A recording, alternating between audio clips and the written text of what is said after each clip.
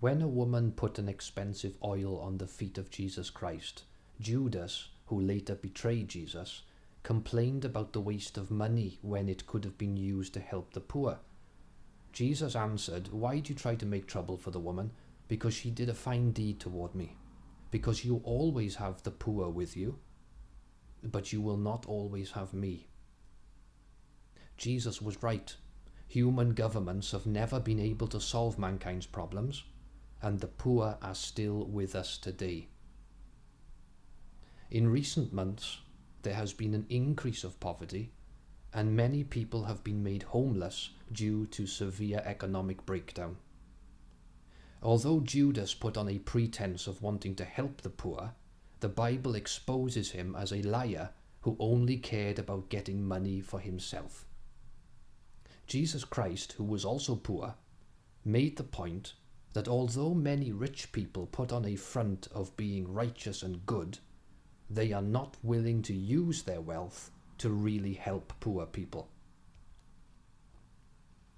In Matthew chapter 19, verses 16 to 22, a rich man approached Jesus and asked him, "Teacher, what good must I do to gain everlasting life?"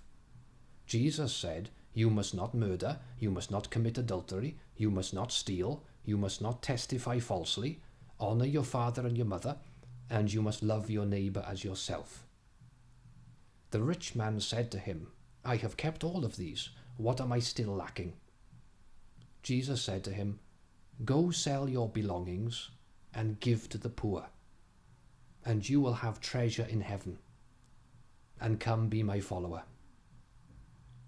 When the young man heard this, he went away grieved, because he had many possessions. Then Jesus said to his disciples, "Truly I say to you that it will be difficult for a rich man to enter the kingdom of the heavens." The rich man loved his wealth and didn't want to lose it. Not even the suffering of poor people moved him to give up his wealth, and so he could not be completely good in God's eyes. When Jesus was invited to the house of a religious leader, he noticed that all his guests were rich and powerful. Luke chapter 14 verses 12 to 14 says, "Next he said also to the man who had invited him, 'When you spread a dinner or an evening meal, do not call your friends and your brothers or your relatives or your rich neighbors. Otherwise they might also invite you in return, and it would become a repayment to you.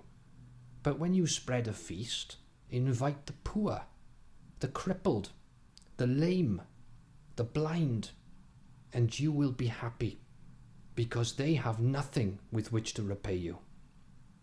Because you will be repaid in the resurrection of the righteous ones." God has promised to repay those who help the poor and disadvantaged. Jesus made such people a focus of his ministry. He said in Matthew chapter 11 verses 4 to 6, "Go and report to John what you are hearing and seeing.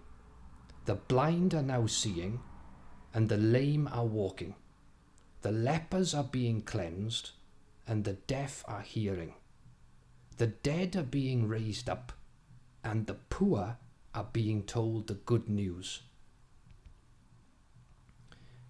Just like Jesus, who said in Matthew chapter 8 verse 20, "Foxes have dens and birds of heaven have roosts, but the Son of Adam has nowhere to lay down his head," the Jehovahite is also usually a poor person.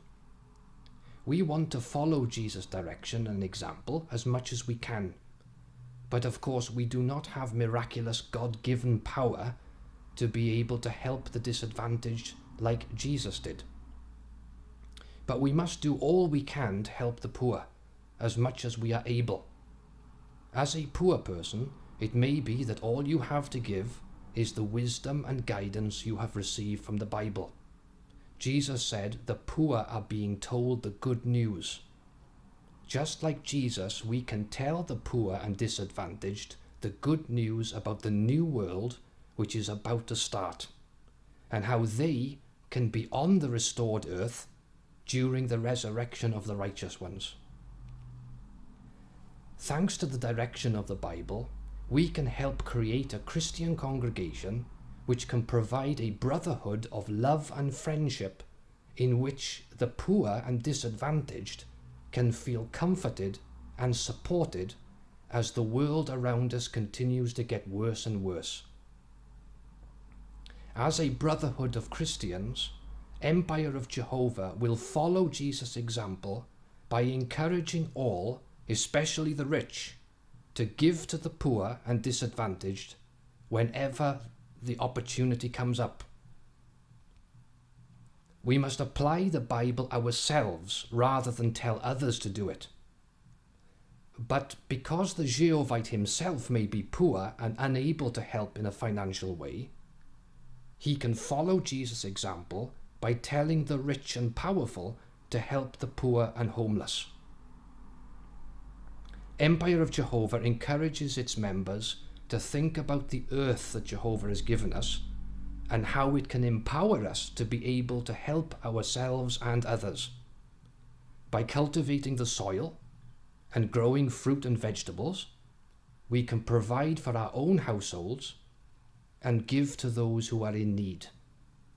Ephesians chapter 4 verse 28 says, "Let him do hard work, doing with his hands what is good work, that he may have something to distribute to someone in need."